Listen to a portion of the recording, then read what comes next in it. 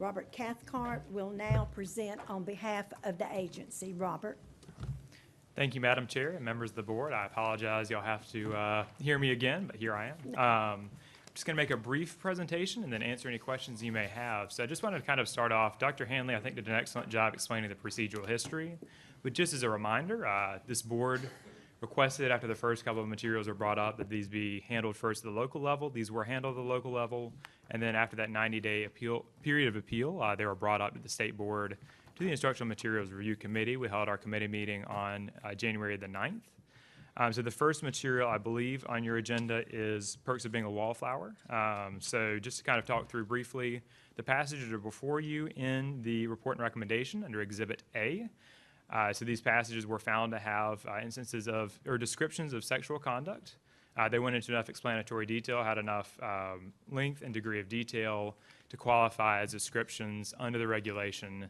And therefore, as the regulation states, if it has a description of sexual conduct, it is age and developmentally inappropriate for all students. So the committee made its decision unanimously. But if you have any questions on this particular material, I'd be happy to answer those at this time. Any questions? Yes, sir. In the future, could we get this a little earlier? Yes, sir. And one thing I will clarify too, so the excerpts have been on our website for a while. The report and recommendation piece, we'll make sure we get that to you earlier. That would just help me. Absolutely. Yes, sir. Thank you. And it's, again, no aspersions. It's just running a district, teaching classes, and trying to get information just makes it harder. It's tough to run the world, I understand. Yes, Thank sir. you very much. Moving on to, okay, all right.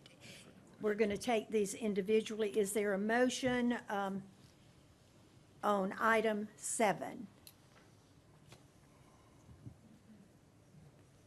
Madam Chair, I move that the State Board of Education remove from all South Carolina public schools the perks of being a wallflower. Is there a second? Collier, second. Okay, all those in favor say aye. Aye. Any opposed likewise? Opposed. Okay, we had one opposition. Opposed. Ms. Frierson, okay. The motion carries. Now moving to item 8.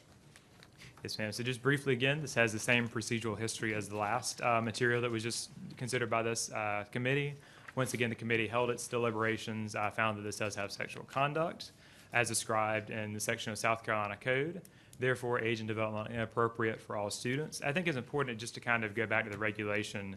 Several times in the regulation it states these are not made, these are viewpoint neutral decisions. So it's not if you agree or disagree with the content presented. Is a simple yes. Does it contain descriptions of sexual conduct or does it not? If it contains those descriptions, then it violates the regulation. I stand open for any questions you may have. Any questions? If not, do I hear a motion on item 8, Book 8? Madam Chair, I move that the South Carolina Board of Education remove all boys aren't blue from all South Carolina schools. Is there a second? Kriminger, second. All those in favor say aye. Aye. Any opposed likewise? Opposed. Oppose. Okay, 2 dissensions. Motion carries. Now we move to item 9. All right. I believe this is the book Flamer. Is that correct? All right. Just It wanted- is the Flamer. All right, absolutely. So I want to go in just a little bit more analysis on this one and kind of talk about how it's distinguishable from some of the other materials we've discussed. This board has deliberated on that they found age and developmentally appropriate. So there's 3 kind of main points. The first is the action that occurs as sexual conduct is on stage and set squarely before the reader and viewer. Second of all, there's a sustained explanation. So in books like 1984, there may have been short 1 to 2 sentence discussions, brief kind of oblique references, but not to the same extent as in this material. And then finally, there's kind of this combination of a written description and visual depiction that combine to give that kind of context and visual description, written visual depiction, sorry, written description that combined to give that explanatory detail necessarily for this to be a description and therefore violate of the regulation. I stand open for any questions y'all may have. Any questions? If not, do I hear a motion? Madam Chair, I move that the South Carolina Board of Education remove the book Flamer from all South Carolina public schools. Is there a second? Second. All those in favor say aye. Aye. Any dissension, no. Nay. Nay.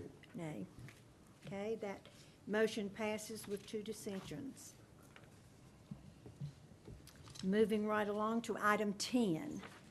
Would you mind giving me the title of that? Sorry. Push, yes, Push. sorry. Not enough, I'm not enough sorry. space on here. Just got too many things. If y'all seen my desk, you would understand. So once again, this material came up through the same process from the Beaufort Board originally, had the 90-day period elapse, came up before the Instructional Materials Review Committee. This material was found to have descriptions of sexual conduct as outlined in longstanding South Carolina code and therefore is age and developmentally inappropriate. I'm open for any questions you may have at this time. Any questions? If not, do I hear a motion? Madam Chair, I move that the South Carolina Board of Education remove the book Push from all South Carolina public schools.